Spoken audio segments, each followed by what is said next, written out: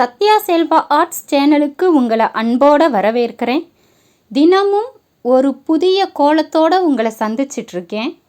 இன்று ஒரு அழகான 7 புள்ளி கோலத்தை படிப்படியாக எளிமையாக எப்படி போடலான்னு தான் பார்க்க இருக்கிறோம்.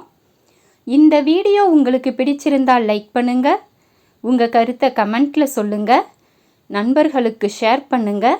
தினமும் புதிய கோல வீடியோக்களுக்கு சத்யா செல்வா ஆர்ட்ஸ் சேனலை சப்ஸ்கிரைப் பண்ணிவிட்டு மறக்காமல் பெல் ஐக்கானையும் அழுத்துங்க. நன்றி.